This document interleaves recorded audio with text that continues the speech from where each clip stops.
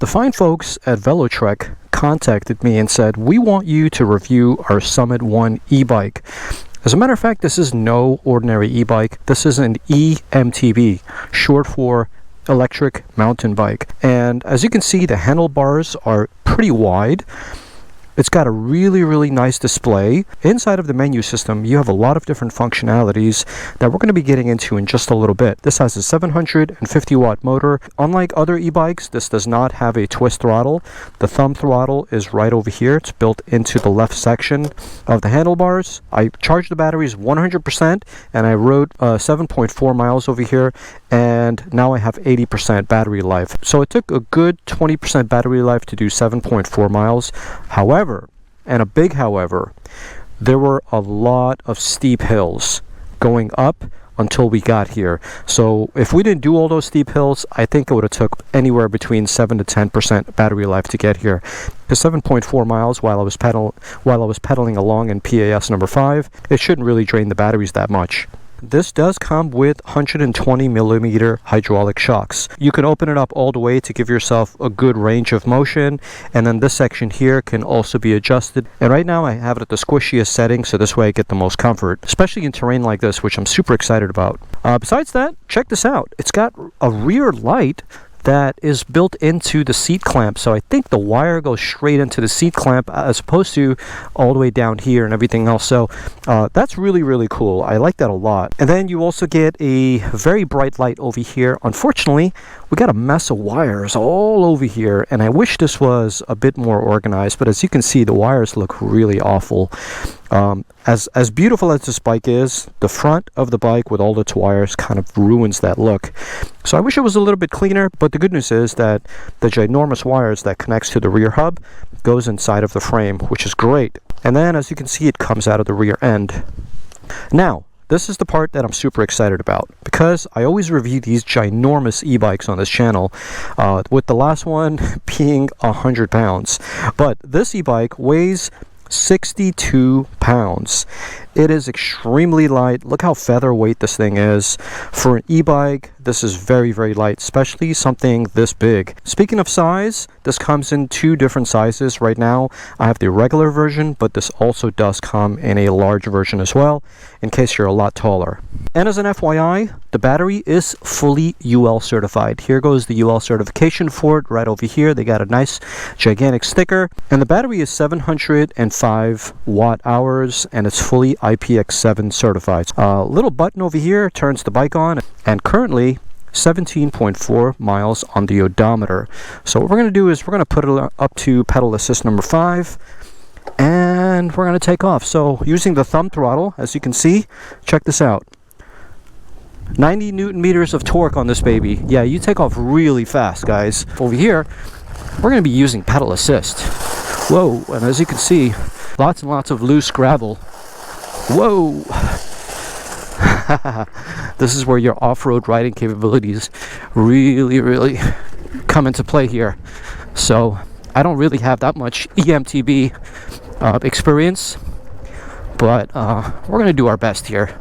So here's our first really nice big hill, really loose surface. Let's see.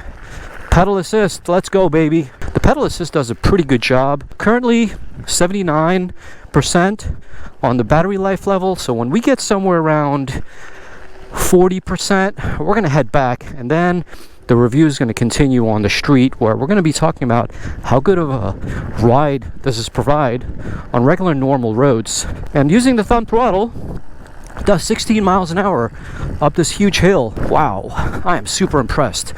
Lots and lots of torque. Now on typical e-bikes that I ride, using purely the throttle in a hill like this will yield you somewhere around 12 to 13 miles per hour. But because this only has a 750 watt motor and it weighs 62 pounds, that's where you're going to get the increase in the speed, because this really doesn't weigh that much. And as you can tell, it has a lot of traction. Like, these tires are super grippy.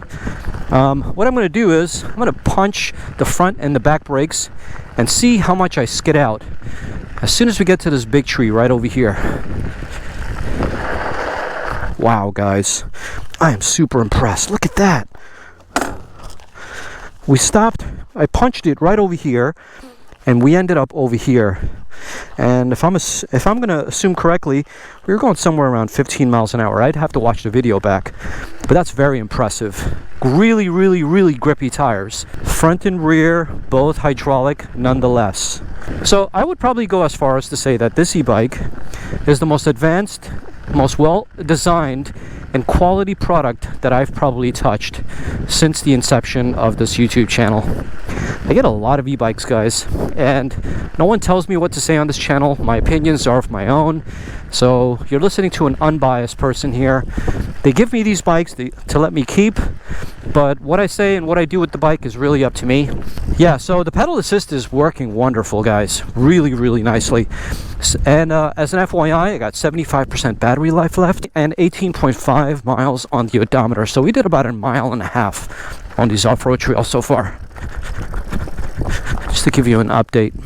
I wonder what happens if we go down. Oh yeah, real loose surfaces. I think I came to the right place to do a review of this bike.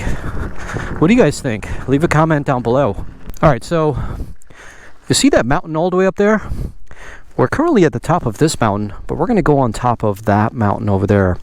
Hopefully you guys can see it through my camera, but yeah, it's quite a trek, but I want to see what it's like. Let's go.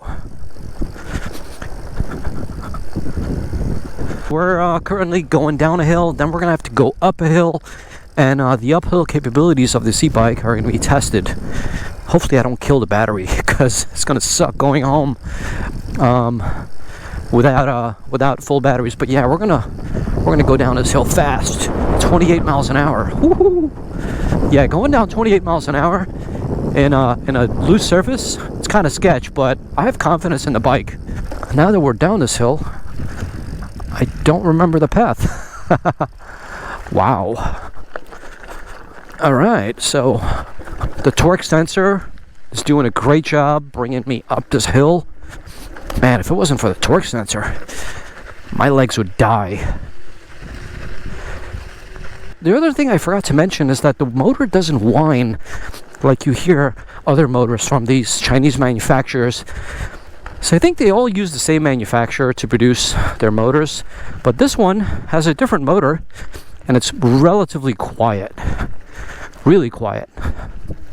Eeny, meeny, miny, mo. I guess we'll take this route. I'm using the thumb throttle right now to move me along 16 miles an hour. This thing punches, bro. Lots of power. Little FYI, we got 72% battery power left at a slow 7-mile-per-hour pace because I dropped it down a couple of gears. But I think if we raise the gears, it'll climb in speed. Check this out. So okay, stop for a second. Now, see that mountain up there? That's where we came down. And we're almost at the summit of this one.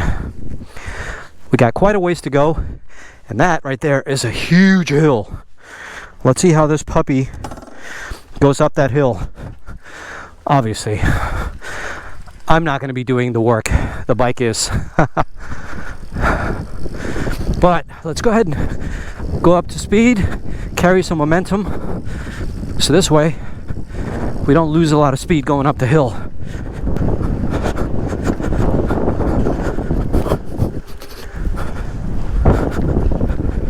That guy was looking at me like, are you crazy, man? You going up this thing? Hell yeah, I'm going up this thing. Hell yeah, let's go. Oh.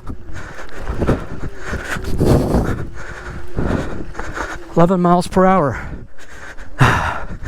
Yeah, this is the biggest hill I've ever climbed on any bike. Oh. Time to stand up. Oh. Holy shit. 69% battery life left, guys. Oh, this puppy's working to death. So am I. Good frickin' bike, man. We still got a long ways to go, because look. Check this out. Look. That's torque right there. But does it have enough torque to bring us up this hill? Let's find out. I looked back and that dude was looking at me like, are you crazy going up this thing? All right, I'm gonna take 5. I'm gonna calm down, catch my breath, drink some water, and I'll catch you guys in a minute. I feel much better. Oh, this mountain knocked the wind out of me. But anyway, you're gonna use pure power. 6-7 miles an hour on pure power. We got a steep hill coming up right here. Come on, baby, you could do it. Come on. Let's give you some poo. Okay, so lots of loose surface and gravel. Yeah. So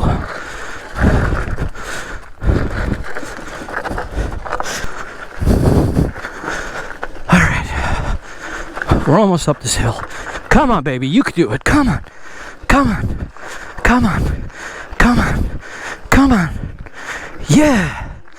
Yeah. Almost there. We did it. Woo. How you doing? That's the biggest hill I've ever seen in my life. You know, I hate to say it, but yes, I was hoping that you'd give me all the credit. But you're not helping or nothing. Well, on that hill there, I would say if I didn't have the power this bike delivered, I would have been done with. Yeah. Will you take care of yourself? Thank you, bye.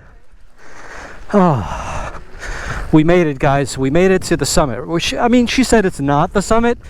Back there is. It's only a little bit more, but we're going to call this a summit. And guess what? Just realized something. This bike, the name of it, it's called Summit 1. It's called Summit. And we are at the summit of this mountain, and it made it up that beautiful hill. Oh, what a bike, guys. What a bike. So I'm going to end the off-road portion of this review right here, and we're going to continue it on the street. Catch you guys in a second. 2 hours later. All right, guys, we are done and back on the road. We got about 7 miles to get home, total of 24 miles on the odometer. We started with 10 as soon as I left the house. So that's about 14 miles right now, and we have 53% battery life left. I'm fairly confident that by the time we get back home, it'll be somewhere close to 20%. Maybe a little bit less, maybe a little bit more, but check it out. This baby is dirty. She needs a good cleanup when I get back. But anyway, now the road portion of this test begins. So it's so nice to hit the throttle after a long day of doing off-road. Just kidding. It hasn't been a long day. It's been a really fun day. But yeah, it's nice to punch that throttle and get this thing going all the way up to 23 miles an hour. Even at 53% battery life left. Once back on smooth tarmac, this thing is absolutely butter smooth. Suspension is nice and smooth. Probably better than any other suspension that I've tried out. A lot of these e-bike companies nowadays are coming out with dual suspension, you know, for the rear, for the front. Sometimes they got contraptions like right in the middle. Honestly, this feels way better than all of them put together. Just one suspension in the front is all you need. Just make sure it's a good one. Make sure it's a hydraulic suspension that could be adjusted. And make sure it's not too firm. And you know what? That's all you really need. And for a bike like this, an eMTB, you saw where I rode this bike, and it handled like an absolute dream. And on surfaces like this, you don't really need all that crazy stuff. Even in off-road surfaces, you don't need all that crazy stuff. But check this out, 26 miles an hour on pure power. Wow, wild. Yeah, this bike has a lot of torque. And I think because it only weighs 62 pounds, it gets up to speed so quickly. It's really, really nice. We're doing 28 miles an hour. Now you see that truck right in front of me here that's parked on the side? I'm going to see if we can avoid hitting that by punching the brakes right now. Okay, that was a good test of how good the brakes are. But more importantly, how good these Kenda tires are. Look at my tread marks. Whoa. That's a good 3 or 4 bike lengths. I would say that's a good 3.5 bike lengths. Yeah, these hydraulic brakes, they work dope. 20 miles an hour off the line. Thank you.